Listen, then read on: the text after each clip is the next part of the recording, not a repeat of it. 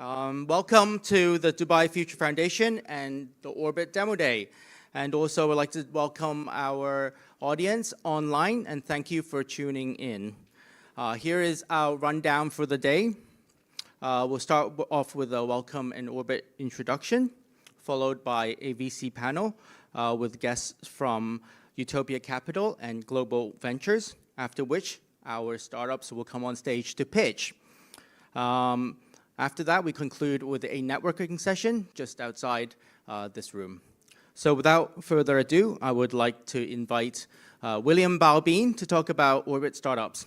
William. Thanks so much. So at Orbit, we're all about backing amazing founders. We're an early stage investor. There's not that much product there. There's not that much revenue there. But it's all about the founders, and hopefully we'll meet to introduce some amazing founders to you today. So we are the emerging markets VC. We invest in founders all around the world, mostly in the global south, who are using technology to drive a leapfrog effect. We started 15 years ago in China.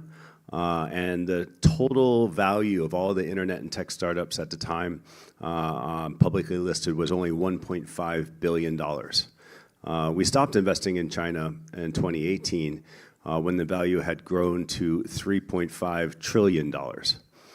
So what we're doing is taking our 20 years of experience in China and India, a lot of scar tissue, and bringing that experience to bear to back local founders in emerging markets around the world.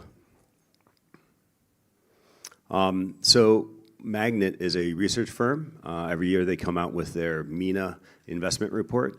And in 2023 and in 2024, very happy to be the number 6 most active VC. We are now up to 50 investments in MENA. So far, we've invested about $75 million. And we helped our companies go on to raise almost $800 million in follow-on capital. So for every dollar that we've put in, our companies have been able to raise 10. One of the key things for us, though, is we help the companies that we work with, the founders, get to positive unit economics. So they're very, very capital efficient. How do we do this? Well, through our corporate partnership team of 10 people full-time on our team, we help create connections between our companies and over 200 multinationals and conglomerates.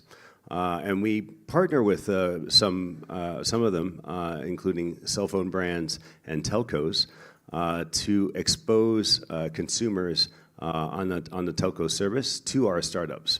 So we've helped our companies scale from about 50 million monthly active users in 2020 to 171 million monthly active users at the end of Q1. And this is without spending money. So instead of spending $1 on Google Ads, and you're lucky if you make 50 cents back, our companies get free user acquisition from our partners. They get the user, they make money on the user, and then they share profit share back to our corporate partners. So I'm going to try and get through some brief intros of some of our existing portfolio companies. Actually, Ivan is somewhere in Dubai, but he's not here today, I don't think, with us. But Esports XO is a data platform tracking online streaming of esports and also media streamers. So most people don't know this, but if you spend $1 on a streaming ad, you can get up to a 6 to 10x better performance on that marketing spend versus a Facebook ad. And it's all about audience, but you can't do this unless you have the data. So they recently onboarded Ian Etisalat as a customer for a a 5-year deal worth hopefully about $3 million US. They're growing about 50% a year. And they have a pipeline for the next year of about $3 million US. Next company is Affinity. So access to credit in Latin America, as well as many other emerging markets, is broken. SMEs have a difficult time getting access to credit. What Affinity does is give credit within 3 to 4 days. So far, they've done $212 million in origination. They have a 99.4% portfolio health with basically a non-performing rate of less than 1%, 0.6%. And to the investors giving the capital, they're delivering an IRR of 12 to 20%. So it's a win for the SME. It's also a win for investors. So my Ciara is here in the UAE. 85% of the population here drives. You know, they use cars. You probably got here on car. Maybe if you took the subway, good for you. But it's generally a car-driven market. UAE is the auto parts capital of the world. It's also the, shall we say, I don't want to say this out loud. There's a lot of auto parts that are not necessarily of the original background. So there's a lot of challenges in the supply chain for auto parts here. So what my Ciara does is they've fixed the supply chain for garages on the auto parts side. Today they have 120,000 UAE car drivers on their platform. They've sold 1.9 million parts, saving both the owners and the garages a huge amount of money, $22 million to date. And they're looking at a huge amount of growth here in the UAE and hopefully to expand cross-border to the other countries in the GCC. And then last but not least is Trade Together. Trade Together is a fintech based in Singapore. They went through the Singapore Monetary Authority of Singapore, MAS's sandbox, and they just got their in-principle license for handling digital assets. So basically what they do is yield-bearing products, digital yield-bearing products, fully licensed. They have $500 million in committed mandates, and they have 90 million in assets under management already today, and that's up double from 4 months ago. So they're providing yields of between 5 and 16% annually, depending on the risk level. And also because these assets are being held in large global banks, but they are digital, they can be transferred very quickly and very inexpensively cross-border by the high net worth and family offices and groups that use their products. And I would like to welcome to the stage Rue Rogers from Utopia Capital and Simon Sharp from Global Ventures. Thank you for joining us. So first, a quick introduction to our guests. We have Rue Rogers, founding partner of Utopia Capital. They're active investing in Africa, Southeast Asia, and the Middle East. Also welcoming Simon Sharp, partner of Global Ventures, focused on investing growth stage tech startups, emerging markets with 70 portfolio companies in the Middle East and Africa, and William Balbeam. So yeah, thank you for joining us again, and I'd like to firstly kick off asking each of you to give us a quick highlight on any recent investments and why you invested in them. Would you like to begin, Rue? Hi, can you hear me? Yes. My name is Rue Rogers. It's really nice to meet you all. We, as was said, we have funds in Africa. We're the largest pre-seed and seed venture platform on the continent. And we've extended to Southeast Asia a year and a half ago, where we are one of the very few climate funds for pre-seed investing in Southeast Asia. And we're coming here to the Middle East. I think I've chosen two businesses. One, which has been very successful in Africa, based out of Kenya, Powered by People. Powered by People was run by a female founder who saw that most artisanal manufacturing in Kenya was run by small shops of women, 5 to 6 people producing products that often have very short terms of access to liquidity and capital, and is often taken by middlemen, men, and then sold at a premium, mostly because of their ability also to provide capital and logistics. And she digitized all these very small groups of manufacturers and producers, managed to sort of create an inventory list so that purchasers could directly purchase from them and provide them liquidity to actually manufacture and produce, and then sort of upscale their business model and their manufacturing. They've now taken that outside of Kenya to Pakistan, Bangladesh, and extended globally as a whole. It's a highly impactful program and business, a very profitable business, and a really exciting one in terms of its target market and who they're facing. In Southeast Asia, we invested in a business called Arcadia. Arcadia is an AI-driven platform that is literally mapping sort of carbon forests so that they can offset carbon credits. It's run by an exceptional entrepreneur who I truly believe in, and if you sort of are entrepreneur-led in your investing, you would immediately invest in Ruben. And his business has come under massive crisis because of change of power in the United States 3 months ago. And so the reason I chose that business is, in my opinion, the shift of the political economic climate plus the shift of technology and AI means that things that we thought were great 4 months ago, 5 months ago, are in a very different world. And as a portfolio manager, we're working that out and learning from that. Simon? Yeah, happy to jump in next. So just to add to what we said about Global Ventures earlier, so we're a sector agnostic Series A VC fund. We're about 400 million under management, and as was Kelly mentioned, about 70 portfolio companies. Really tough to ask for one or two, but I'll talk about some of the recent ones. And I think following on from the sort of supply chain trend that William was mentioned, one of them is Immensa, so a UAE HQ company that's expanded into Saudi as well. So supply chain tech company focused on additive manufacturing. So the first thing that comes to mind there is 3D printing. They do parts of that, but where they really differentiate themselves as a company is they do digitization of spare parts. Really focused on the oil and gas industry to start with. So just think the size of some of the operations of these. One part could bring down a facility for a period of time. And so how do they solve that? Well, they solve that by storing multiple number of parts at scale. So they could be holding hundreds of thousands of spare parts for a whole oil refinery, as an example. And so they have to hold those, they have to buy those, which cost tens to hundreds of millions of dollars globally. They then have to store them in warehouses, which comes with huge cost as well.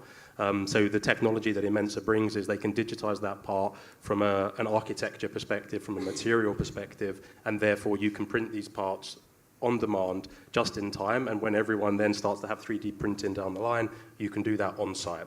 So it has huge efficiency savings from a supply chain perspective and saves huge amounts of capital and time from a company perspective. So that's Immensa. I think I covered hopefully why we like that company.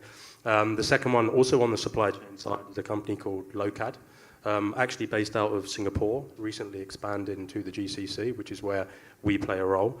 So it's a fourth-party logistics company that basically is the back-end logistics for e-commerce. So again, they supply any e-commerce online merchant from the point at which a consumer clicks buy. They deal with that supply from the inventory all the way through to delivery. So from a supply chain perspective, that's everything from that first mile, where the inventory is held, in the middle mile. Again, it's a very complicated process for a number of brands, particularly global brands who are their clients, the likes of Levi's and others, where you store them, how you store them, making sure you don't run out in particular locations. They solve that entire pain process. And ensure that the customer has a good experience at the same time. So yeah, they're two that I wanted to touch on. Thank you, Simon. So William's already shared about some of the startups. So I'll move on to the second question. So William, what trends are you seeing in investment this year, particularly in the Middle East and Africa? Yeah, so if you look at where all the capital is going globally, AI is basically sort of eating the world. I mean, we've been quite actively investing in AI since 2016, 2017, just because of our background in China. If you are not leveraging AI, then you're not competitive, right? So what we've always been focused on, and people used to make fun of it, we don't do chips, by the way, but within AI, there's generally models, and then there's data, and then there's solving an industry problem. And for the last 4 or 5 years, everybody's been focused on the models. I mean, as early stage investors, we have not been focused on the models. We've been focused on wrappers, which is why people are mostly making fun of us. Because, oh, you're just a wrapper, you're not really an AI company. But because of what's happened with the commoditization of the models or the openness of the models, the real moat is actually in the wrappers. So we have companies that have very, very unique data, and then they're solving a real industry problem, from DXWand, who expanded from Egypt across the GCC, to even a company called Flexi, which has one of the only 4 usable smartphone keyboards that's in the world. So one's owned by Apple, one's owned by Google, and one's owned by Microsoft. And the 4th one, the only independent one in the world, is Flexi. And why is that important? If you want to train personalized AI, you need input data, and that's either voice or computer, which nobody really uses anymore, or your smartphone keyboard. And so the positioning is really solving problem, and on top of that, having a unique source, a differentiated source of data in order to train those models. Thank you, William. So, Ru or Simon, apart from on the AI side, what other trends are you seeing in the Middle East and Africa? Happy to. So I touched on supply chain, so I won't do that, and I won't carry on the AI. I'll try and do something slightly different. So I think fintech e-commerce continue to be hugely funded sectors here. We will continue to be interested in those as sectors. The economy was largely cash-based even 7-8 years ago, so we've seen a huge shift. And now we're seeing much more sub-vertical growth within the likes of fintech.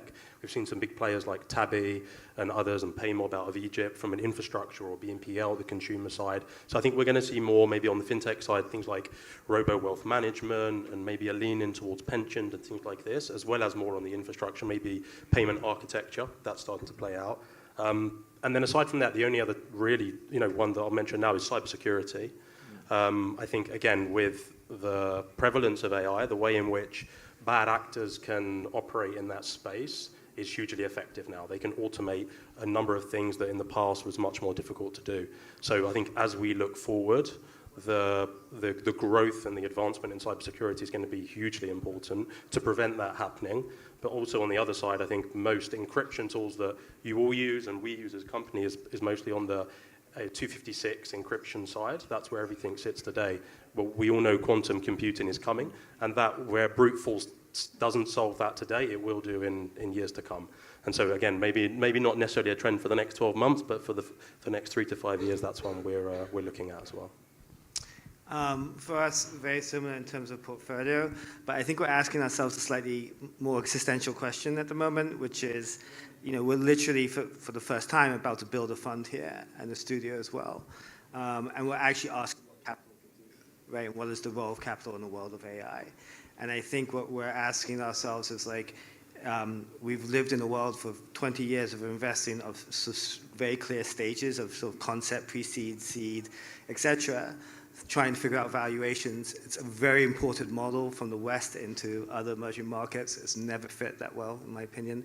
And so there's a really interesting question for us. It's are these rounds going to stay relevant? How do we stay relevant in those worlds? And it's actually our competitive advantage not to have to play within that system, right? And so we've always been so focused on sort of playing the same investment model of going stage to stage, milestone to milestone.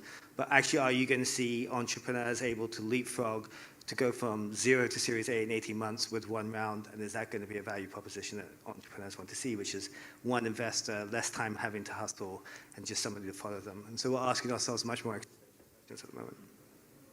Great. Thank you so much for sharing. I think there's just one little final question, more interest on my side, I guess, is that, touching on AI this year, there's been a lot of investment into AI agents.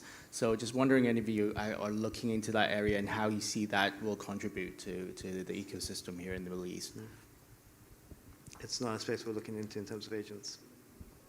We invested, 4 or 5 years ago in DXWand, so they do have an agent, but it's a feature. So if it's basically, if you're any type of corporation, you have lots of data, and another way to get more data is to replace a human with an agent. And so they're taking the data from wherever it comes from. It could be from an agent, it could be from a human agent, or it could be just social media mining all the communication.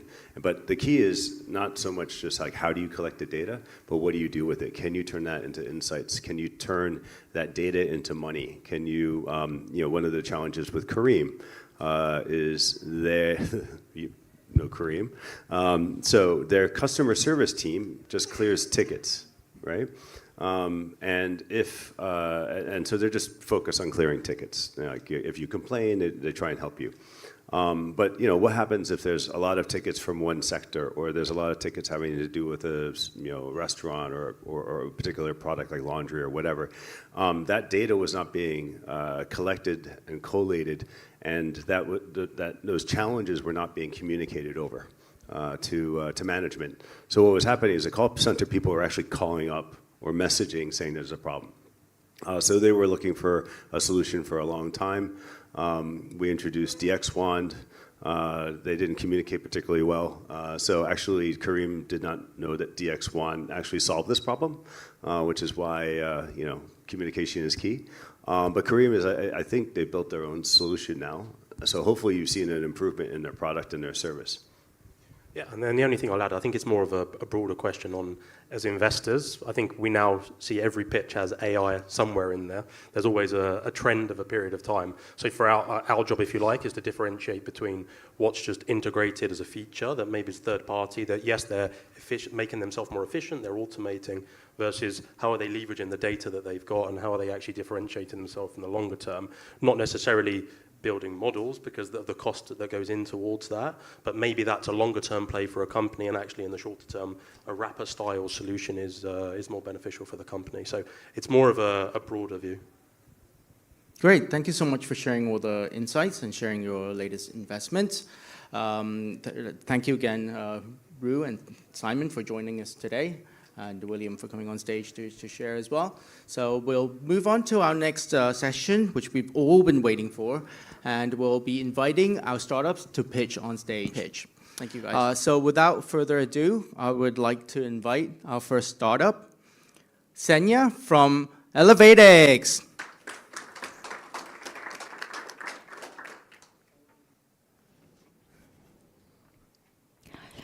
Almost 5 billion people have mobile phones.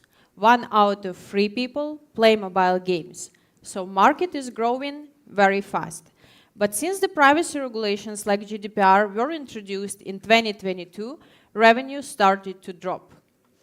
Mobile gaming companies cannot target players with the custom in-app purchases anymore, but in-app purchase revenue is more than half of their revenue, so they started to generate generic offers. Players were frustrated. They stopped buying, they stopped spending money in the games like it was before. The mobile gaming companies lost almost 40% of their revenue since the privacy laws introduction. We are Elevatix, machine learning powered monetization engine for the mobile games and apps. We help the companies to raise the in-app purchase revenue, and we are doing all of this without relying on the personal data, because we analyze the live behavior and generate the custom in-app purchase offers in the real time. This is how it works. Mobile gaming companies subscribe to Elevatix on the monthly basis. They integrate the SDK in less than an hour, and now app is fully privacy compliant and listed to the App Store. They set up some basic rules, offer types and price tiers, and once player opened the game, we started to collect the behavioral data.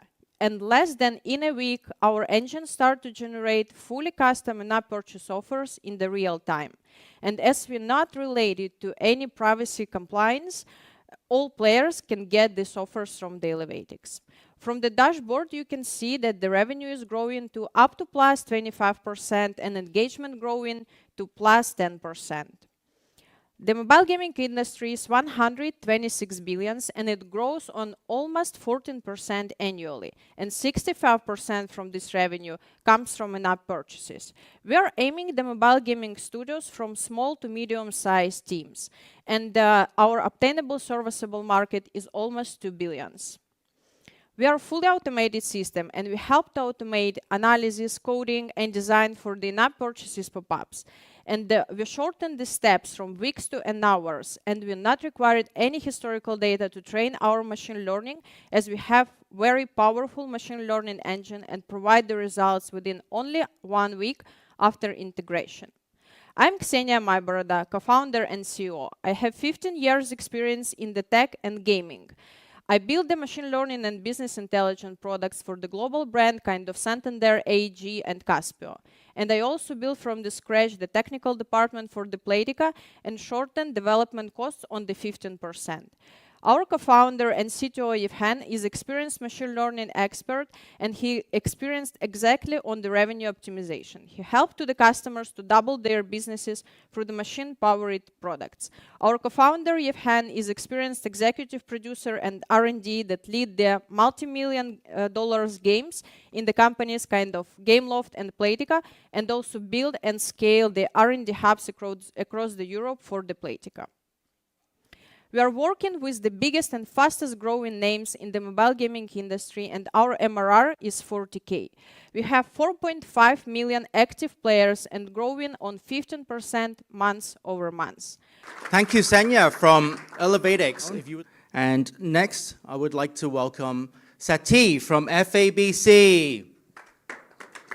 60% of bad hires are due to skills not matching the roles. Especially for specialized skills like Web3. Traditional platforms and LinkedIn could not help in able to match these two elements swiftly and accurately. What it happens, the hiring managers spend enormous time looking at irrelevant resumes. And they know very well the CV, what it contains, relevant experience, has 70% of information which is irrelevant for them to trust with.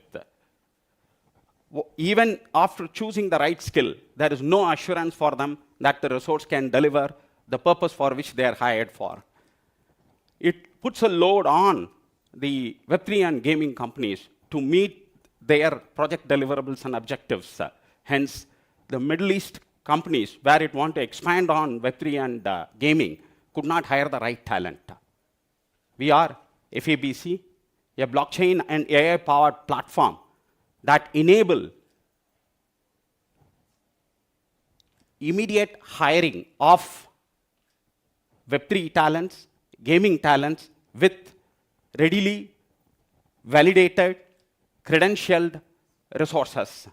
How we do these validation is a combination of machine learning with combination of tracked background checks, and we also have specialists validating it. This ensures there is a trust on the CV and a swift onboarding. We onboard the job seeker on the platform with a swift KYC. Then the deep metric skill assessment starts with a pre-skill validation, where we wanted to check that person's innate intelligence is mapped to the cultural alignment. That's where the alignment starts and the productivity can be pictured. Then the skilled resource take up paid assessment with a combination of human resource and an artificial intelligence combined validation to get a validated score. Now, we have a innate intelligence analyzed, acquired intelligence analyzed. We combine this and create a detailed validated report. This report gives the skill score, and also it gives the skill gap. The skill gap is mapped in our platform, how that person can upskill and can qualify immediately for a swift hiring. Then we ensure all these details are captured in an NFT blockchain-based CV. That CV has the tracking of the education, credentialed, then the experience tracked, then the AI and human intelligence combined factor of validation getting updated. So now the CV is ready for hire. The employer comes and drops the requirement to be hired. The platform finds out the matching all these parameters of these resources and then allows them to look at who are the ideal choice of hiring. So the employer pays for the ideal choice and picks this resource and verify the skills what they wanted to hire with. Then they look at these skills, how close are to their opportunity, which is given by our algorithm to choose instantaneously. That allows them to offer all in one single go, instantaneously to be hired. No interviews, no intermediaries, just simple proof of skill hiring. In fact, for the existing customers, we have reduced more than 80% turnover with this combination of factors, with instant hiring, also reduction in turnover for them. The Middle East market, let's say Saudi and UAE alone have 13.1 billion invested in these two focused segments, where 5,140 companies are planning to hire 100,000 people as part of the government initiative, where the skills need to be focused and built on this space, but the immediate availability of sourcing, upskilling, matching, there is a huge gap.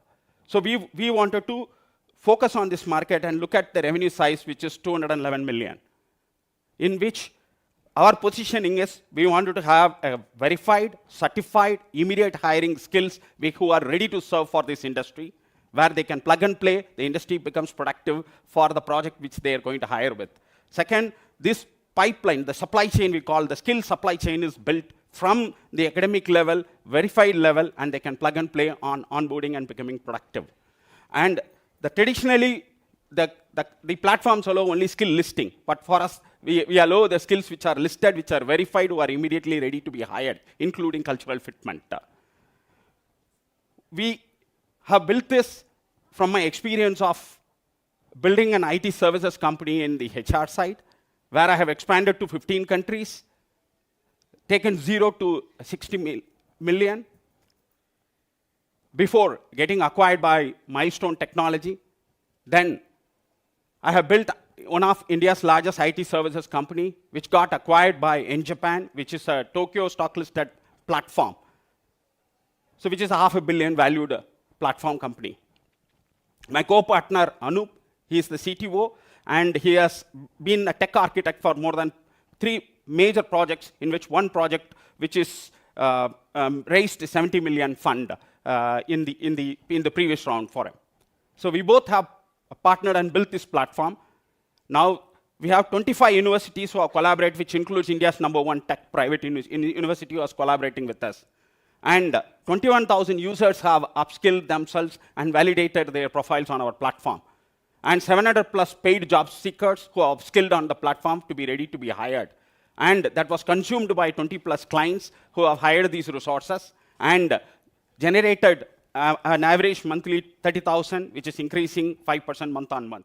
Thank you, Sakti from FABC. Next, I would like to invite Kushad from Venue X. Meet Mustafa. He's a digital marketing manager of an international shoe brand that has more than 120 stores in Turkey. Each quarter, Mustafa spends more than $400,000 on digital advertising, and he sees the online performance and the sales, but in-store sales is still a mystery. So his budget is always on the line. And post-COVID research has shown that 90% of the shoppers search online before visiting a store, and 70% of in-store sales are driven online. And 80% of this global retail sales still happens in physical stores. And yet, most of the brands are struggling to measure the in-store impact of their digital ad spend, because online and offline data is broken and disconnected across the channels. And Mustafa knows if he's not optimizing the ad channels, he is losing revenue. VenueX helps multi-location brands connect their online and offline data and drive more sales. Mustafa connects his in-store CRM and POS data encrypted, and then in a few clicks, he also links ad channels to the VenueX. And after the setup, when a shopper searches for a product or clicks a business profile and then visits a nearby store and then makes an in-store purchase, encrypted in-store business data helps Mustafa connect all the back from click to in-store sales, all in a privacy-compliant way.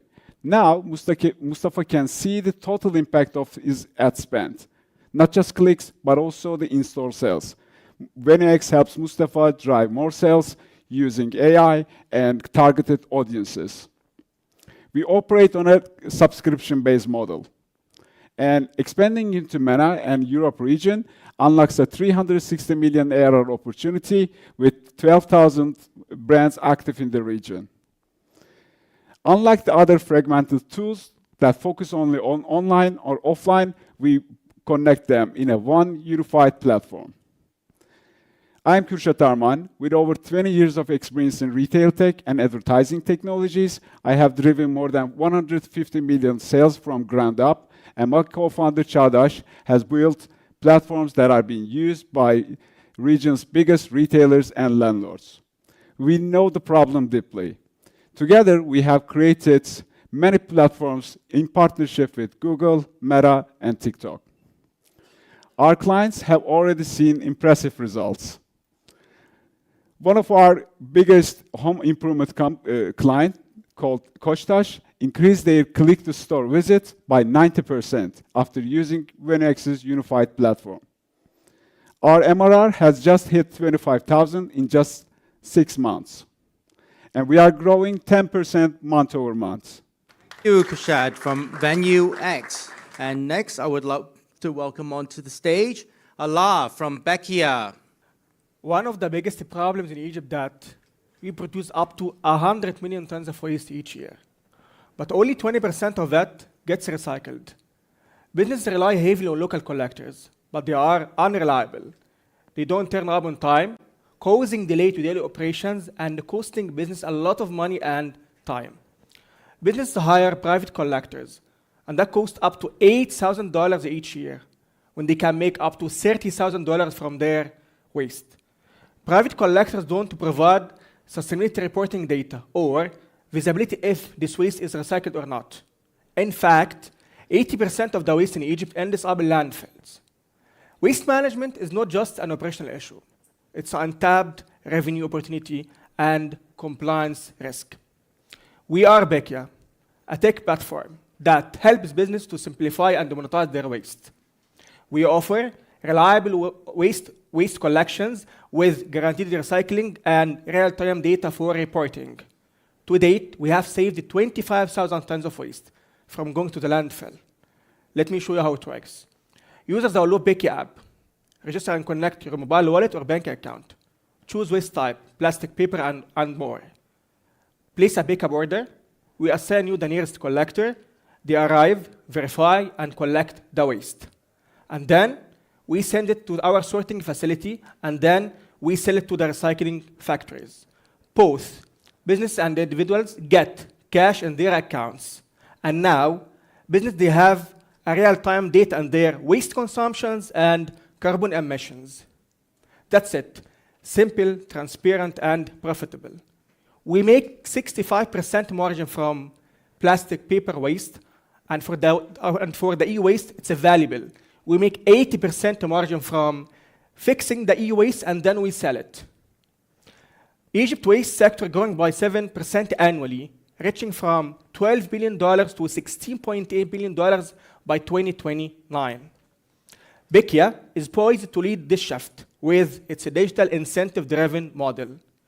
We are the only platform that utilizes both waste collections and reporting, and that means business, they have real-time data in their waste consumptions. Bekia is the only platform that connects mobile wallets and bank accounts for cash incentives, ensuring full transparency. I'm Alaa Afifi. I'm the founder and CEO of Bekia. I have led teams at Horizon.com, scaling from 1 to 54, hitting more than $8,000 monthly revenue. Our CTO, Mohamed Masoud, with more than 10 years experience in technology. He was a part of many products in Europe and Africa. We have secured many contracts with Microsoft, Orange, Valeo. We fulfill more than 3,000 orders monthly basis with 13% monthly growth, collecting more than 200 tons of waste, and we make $32,000 as a revenue on a monthly basis. Thank you, Allah from Bekia. And next, I would like to welcome on stage Muriti from Route Money. Meet Melissa. She owns a restaurant in Nairobi, and to manage a restaurant, she juggles between different service providers, with each interaction costing her money. At the end of the day, she's losing half of her revenues. Additionally, these third-party applications rarely provide consumer data to Melissa. And what that means for Melissa is that she does not have a direct connection with her consumers. At the end of the day, without the right data, Melissa is not able to market to her existing customers, and basically, she's not able to grow sustainably.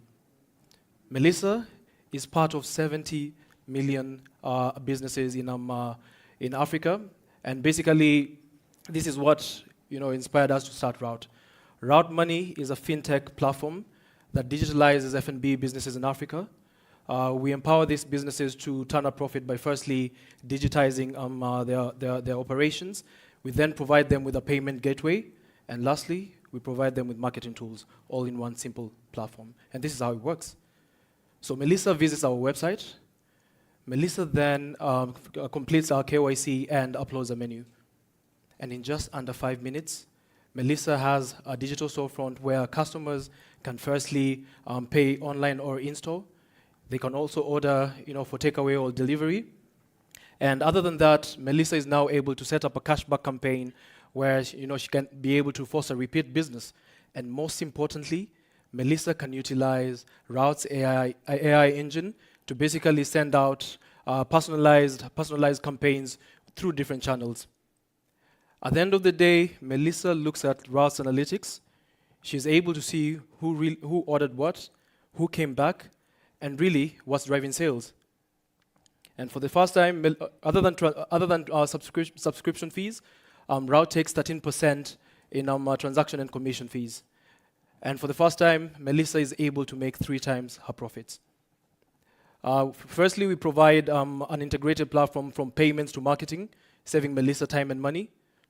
Then secondly, we're able to charge lower transaction fees compared to Uber Eats or other applications like Uber Eats, and basically making Route more affordable and powerful. I'm Emmanuel Miriti, co-founder and CEO at Route. I'm a second-time founder. I co-founded Cloud9 Experiences and scaled it into 5 markets before successfully exiting into hotel online. My co-founder, Ian Buana, is our CTO. Ian is a seasoned senior engineer who's led the tech team at Sky Garden, Africa, one of Africa's top leading marketplaces with millions of users. We're targeting 250,000 businesses, and this represents a $230 million serviceable opportunity. We are empowering 370 merchants, and we've helped these merchants increase their order frequency by 60%. We've also helped these merchants increase their monthly new users by 30%, and we're processing $270,000 in monthly GTV. We're generating $22,000 in monthly revenue. Thank you, Mritzi, from Route Money. Next, I would like to welcome on stage Hani from Etmana. Meet Ahmed. Ahmed ran his own clothing store for 25 years. Ahmed knows he needs to go online to compete and also to grow his business. Also because his store cost has been increased by 250 since Egypt currency crisis. But he doesn't know where to start. Ahmed is not tech savvy and he is overwhelmed by the process. Ahmed doesn't use social media, so he doesn't know how to sell his product on Facebook or Instagram. Setting up a website or even using a platform like Shopify or managing inventory is too complicated for him. Ahmed, he is frustrated. He would like to take his product online, but the process is too confusing. We are Etmana, a fashion marketplace that we take traditional fashion stores online. We have simplified the process of setting a digital storefront, and our local team guides the store owners through every step going online. Let me show how it works. Ahmed contacts Etmana team and sign up. Our team review and approve the application. Our team start helping Ahmed uploading his inventory within minutes. No tech experience is required. Our team review the listing, and within minutes, Ahmed store now is online. Currently, Ahmed have access for 120,000 active customers in our platform. Ahmed stores right now sell 24 hours 7. We charge 25% commission on items sold. Egypt has estimated 10,000 manufacturing and brands for fashion. Fashion market is projected to reach 1.6 billion. Etmana built-in technology means seller can edit their product information in real time, which reduce out of stock by 4%. Fashion marketplace, we are dedicated for fashion. That's mean more visibility for the brands, posted their sales by 22% more than general marketplaces. I'm Hanida. I built and scaled 3 companies as head of marketing for MENA, Saudi unicorn now. I grown the sales to 15 million per month. Hajar Sulaiman, commercial lead, she successfully liquidated Al-Futim Homeworks store by 5% profit margin in just 6 months. Our customer grown 26% since 2023 with 29% customer retention. We generated 1.6 million GMV in 2024, achieved 724,000 revenue. From Etmana, thank you. Next, we'd like to welcome on stage Nonzo from SoSoCare. 90% of people living in Nigeria don't have medical insurance. This means they have to finance care out of pocket, pushing millions of people into poverty every year because of catastrophic healthcare financing. Now, the problem is that people don't buy insurance not because they cannot afford it.